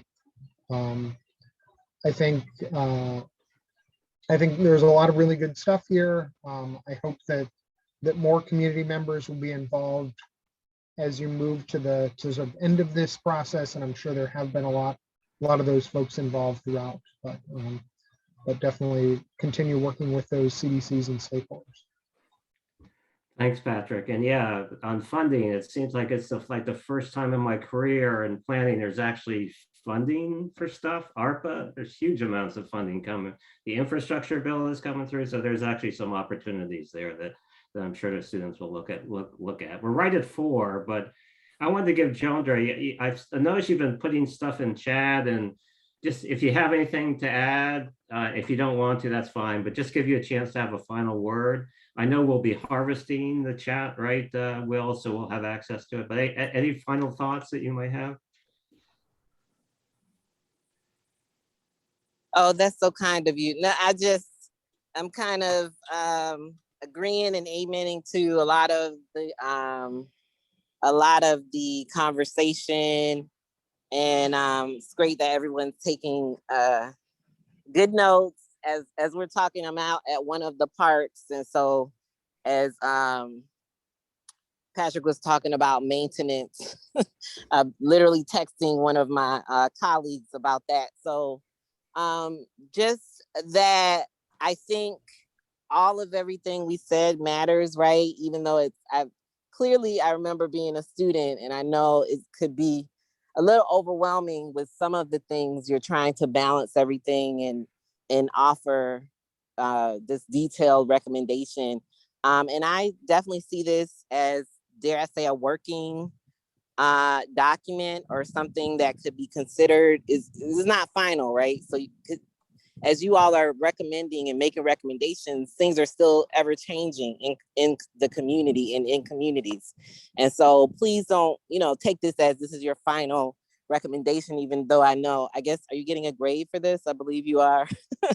So I'm sure you're looking at it, very carefully, and I appreciate the professionalism and that you really want to make an A and want to do the best. But I think you are, as you're considering all of this. So please keep in mind, the tough conversations, the challenges.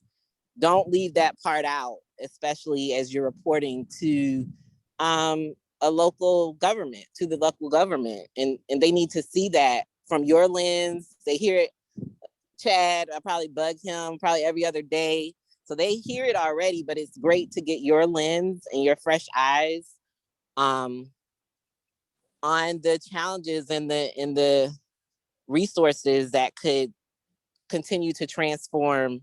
So I think the key points people brought out, definitely, about the challenges and I think the equity lens.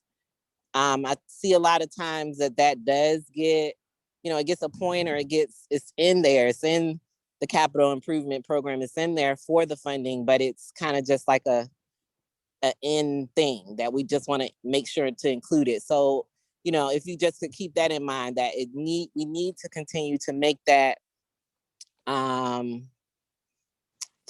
put more pressure, and you're making a recommendation to the city. So don't, feel any, you should put more pressure that local government should have an equitable lens, right? And then I just mentioned about the renters conversation. I think a lot of the data may not look like they're displacing, but I think someone mentioned that there is conversation to be had at the renters, and who's looking at them. They're the least of them, if you will. They are some of them in the lower income communities, and I know for Druid Heights, and thank you so much to the colleague that mentioned about the uniqueness of each community. Our home ownership percentage is lower than 30%. So I know that's a lot to think of, but I think definitely the equity lens, you guys have a fresh lens. This is not the end, even though this report is like a final report for this class. This is something that could be provided possibly to the city as a working document. And, you know, I appreciate you guys taking the time and continuing the conversation. And I hope you take this experience with you as you go into maybe working in this community. So thanks so much. Thank you. That was great. The whole, I think we'll be talking with students, Jeremy and Will and I. The class is not over. We have till 4:30, so we'll let the guests leave. But thank you all. I think this has been a great conversation. I think the students did a great job on the presentation, and the comments were great too. They were really, really good, right on, and gave us a lot to think about as the students finish up the report. So thanks again, and I'm sure all the students agree. And we will share this recording to whoever wants it, I believe, and we'll also share the final report when it's done. So all our guests are free to leave at this point, and students will stay on for a few minutes. Yeah. Thanks. Thank you again for having us. Appreciate it. Thanks. Great job. Good job, folks. Thank you.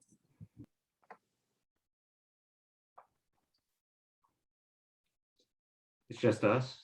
Yeah. That's All like right. it. Wow, great job. Well, yeah. Hey, Yeah. congrats. Congratulations. Yeah, I mean, what you did was amazing. This is And having been probably, I think all of you, this is the first time you've been through a studio project like this. This is by the way, you can stop really great. recording. Will, I think it's It's still, yeah, so recording. I don't know. But